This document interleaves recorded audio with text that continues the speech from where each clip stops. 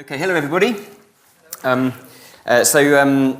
This is a picture that has been on the posters for this event, I think, and it's going to be a project that I'm going to talk about during this, but this picture won't come up again during the presentation, so just quickly to show you a little bit about what we do. We build streets using modern methods of construction, which actually look rather like traditional streets in the way they are laid out and sort of the terraced houses interact. But today I'm going to be talking about factory-made and people-focused, and basically the premise of this is about how you use the principles of mass production and factory production systems to create a housing product that suits the needs of not only of real people, which is important, but also of the kind of environmental imperatives that we face this century. So we set up Town in 2014. It's myself and my co-director Neil Murphy. There we are on site. And we set up Town as a development company. We had a long history in planning large-scale urban extension and new settlement planning projects. But we wanted to get actually from doing those kind of multi-thousand home planning projects into actually delivering at a smaller scale. Sorry if there's background noise from my one-year-old here, by the way. You might find it more entertaining than me. But basically to take the kind of learning that we had gathered from these kind of large-scale strategic urban extensions, actually applying them to smaller scale stuff. And by which I mean, you know, housing projects of between 20 and 80 homes is sort of our sort of target area. So these are the principles that we adhere to as Town. Broadly speaking, we look at making walking the primary way of getting around anything that we do, and coupled with cycling. We prioritise bikes and legs over cars, and that runs through everything we do. We look at intelligent infrastructure, which basically is looking at infrastructure so that you don't create infrastructure for one thing that actually makes everything else very difficult. You try and look at kind of multifunctional infrastructure as much as possible. As I mentioned, transport choice. I believe that people will walk and cycle by preference if they can. People don't kind of inherently want to be driving the whole time. It's just that we make places which make them have to drive to get to anywhere. Smart density, we look at trying to make land work hard, because actually it's the one resource that we don't have very much of, and we have to be smart about the way that we use land, and that means driving density at appropriate levels. We build with communal public space as the thing that holds our schemes together. We're talking about streets and squares in urban contexts. Landscape, play and ecology, all of the public spaces that we incorporate into our schemes have to work hard and have to carry out multiple functions rather than just being for one thing. Value enhancing amenity, one of the main things that comes up time and time again in what drives property values in this country isn't the house and the kitchen, as many house builders would think, and the kind of, all that kind of nice interior design. It's basically your proximity to decent amenities, schools, your ability to buy a pint of milk down the road. All of those things drive value in every city in this country. And finally, a sense of place. Now, today I'm going to talk about a specific part of our work, which is called Town Custom Build. I'm going to start off just by putting a few sort of facts out there. So you don't need to be told this because everyone knows it because it's in the news most weeks at the moment. The UK has a housing crisis. We have a kind of an affordability crisis, firstly, where housing in the UK is around seven times average incomes. In Brighton, I think it's more like 15 times. There should be a zero here. 200,000 homes are needed annually just to meet new demand, and usually we miss these targets. Last year it was a famous year because we hit 217,000 homes were built in the year, and that's kept us on course for this million homes to be delivered by 2020. The key thing about this is that all it's doing is meeting the new household formations. It's not actually digging into this affordability crisis at all. All it's doing is stopping the affordability from getting more and more, out of control. So that is what so basically this is just to kind of make a very crude point about the scale of what's needed in this country. It's absolutely massive. Coupled to this, you have a massive problem, basically, in that only 1 in 5 people in this country say that they would prefer to buy a new build home.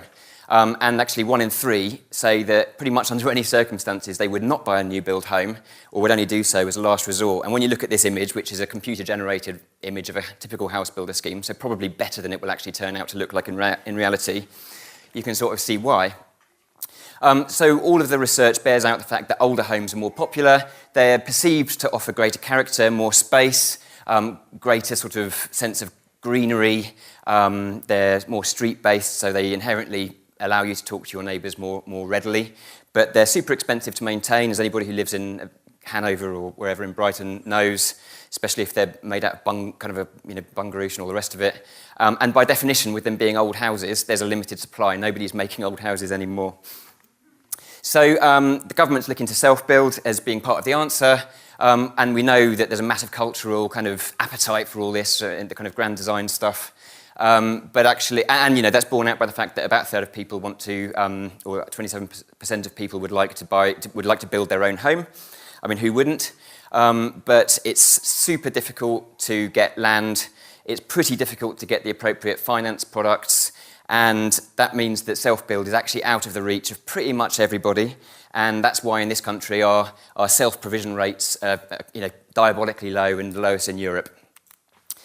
So what we've tried to do in Town Custom Build is to create a product that basically plays to all those drivers and brings together the best parts of each and does away with the worst. So we're looking at the best qualities of new build, which is really about convenience, low running costs and reliability, which actually, contrary to popular belief, new builds do pretty well. The best bits of period housing, which really is about the quality of design, nice tall ceilings, tall windows to allow in plenty of light, and that kind of sense of being on a street and kind of built to last, which new build just doesn't do. But what we don't want is to have the kind of heating bills. And the best bits of self-build, which really means that we're trying to kind of give customers more a feeling of shaping their own space, but doing away with the fact that it's fraught with complexity and challenge, and we want to make it a little bit easier for people to go through that process. We've partnered with a company called Trivselhus, which is a Swedish house builder. And what Trivselhus does is grows pine. This is a forest in Sweden, and there's 50,000 forest-owning farmers in Sweden who are part of Sodra, which is a cooperative, and basically they just grow a lot of wood, and they ship it to the Swedish and international markets for all kinds of purposes. But one of the things is that they have a subsidiary called Trivselhus, which is basically a mechanism for taking all that timber and changing it into a housing product that can then be built out. So this is a picture of their factory in Kosberger in Sweden, and it's basically a typical factory with a line where the panel is basically it's a panelized system. And these are structural panels. They start with a window, and then they wrap the window with a panel, which then is the structure of the house, and these things get shipped as completed panels. And actually, there's a surprising amount of craftsmanship in this. It's a factory-based product, but at every stage there's actually there's very high-skilled labour involved, and the best-paid person in the factory is the person who does the first bit with the windows, because that's where the air tightness is absolutely critical to achieving the final result. This is just a breakdown of the panel, just in case you're interested in how it works. So as I say, it's a structural panel. It comes with the service ducts already installed, which means that it can all be erected very quickly, and pipes and wires can be put in very readily. It comes fully insulated, so all the U values are locked in from the outset. It comes airtight because the window's in from the outset, and there's no messing around with having to do all that stuff on site. The only thing that we have to do on site is some sort of weather screen on the outside. In this case, it's showing it with brick. It doesn't need to be. It could be, if you're in Sweden, you'd probably use a sort of weatherboarding. But in our scheme, as you're going to see, it's brick.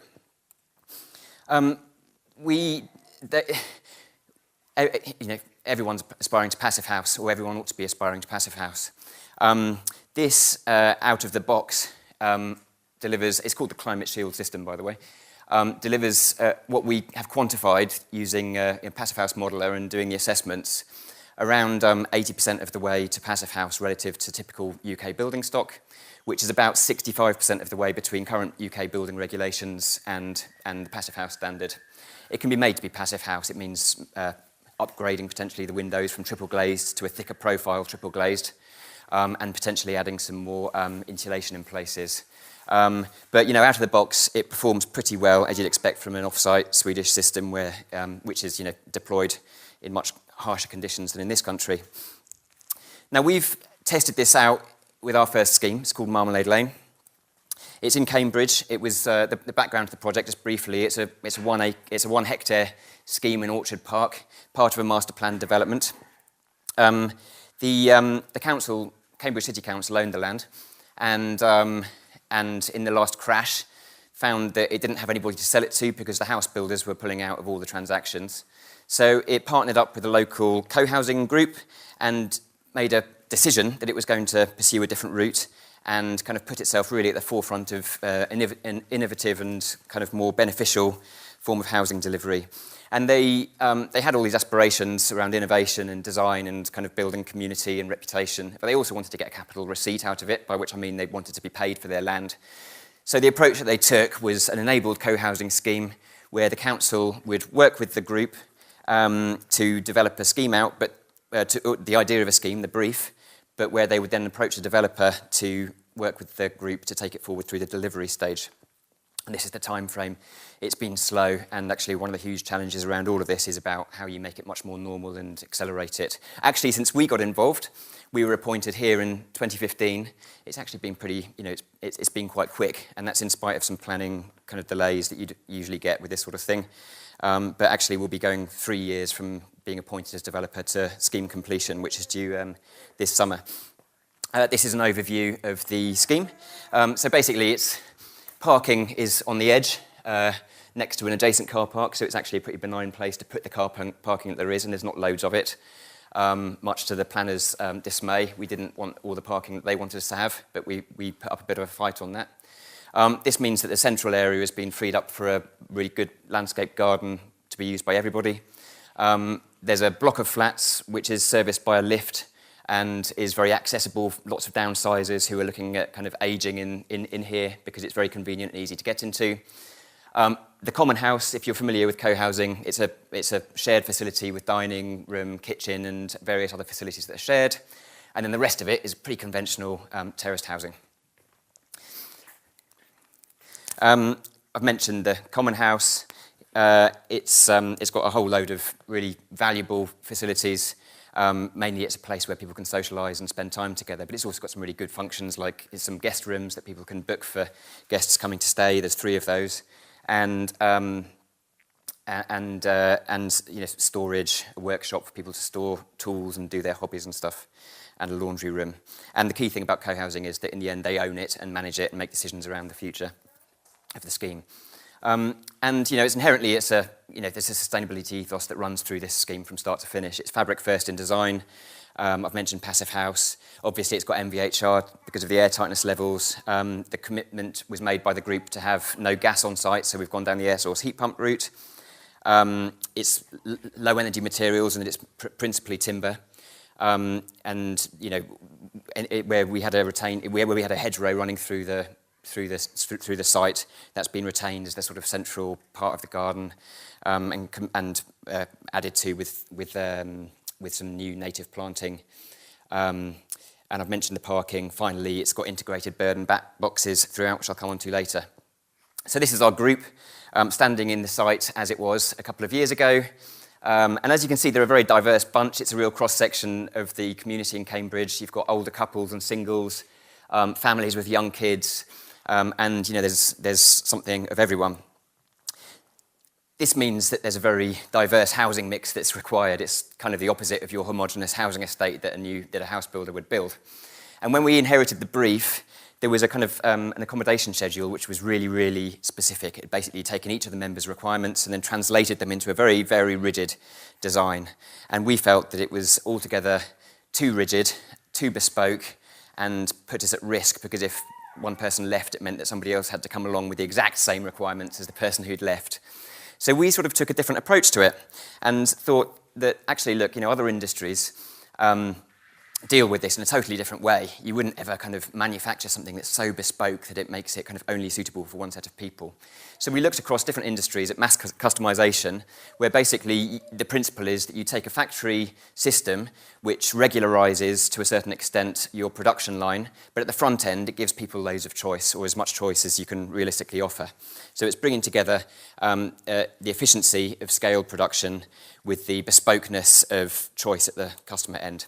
And famously, this is mainly deployed in the automobile industry, so anybody, unlike me, who has bought a new car can go online and configure it from the chassis upwards. It's the only bit of a car I really know. So I'm much more familiar, however, with prams, which you can also go online and configure, and also trainers. Basically anything you can buy, pretty much, you can go online and mess around with configuring it yourself. You can even configure, and I did it this morning, John Deere combine harvesters.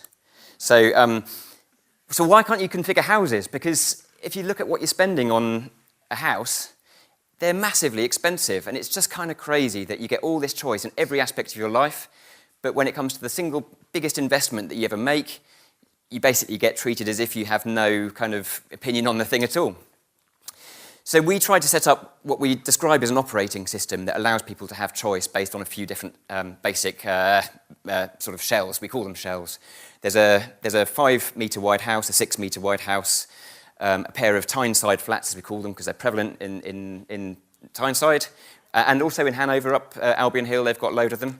But basically where you have a kind of wider house with with 2 front doors, and one leads to a flat downstairs and the other one leads to a flat upstairs. And it's a really efficient way of accommodating flats in pairs on a terrace. And then finally the apartment building that I mentioned. And the idea is that these have all got a regularized depth. They're all 7.8 metres deep in this case. And so it means that any terrace can be deployed in any configuration of these house types that you would like. So going down a street, you don't have all the kind of big houses here and all the smaller houses at the other end. They're all intermingled. And we call them shells because they're basically, they kind of really regulate the outside shape of the house, and inside anything can happen because the structural load of a Tristlehurst house at this size goes through the external walls. So the internal walls have got a lot of flexibility. So we basically derived a load of different floor plans across the ground floor, the first floor, and the second floor. And people have a choice as to which ones they want. So with a single envelope of space, you can make it into, in this case, it's our wider house type, it's our 6 metre wide house. It could be a 2-bedroom house measuring 89 square metres, by taking one of these ground floors and the 2-bedroom first floor plan and leaving a storage loft in the top, which you could convert later if you wanted to.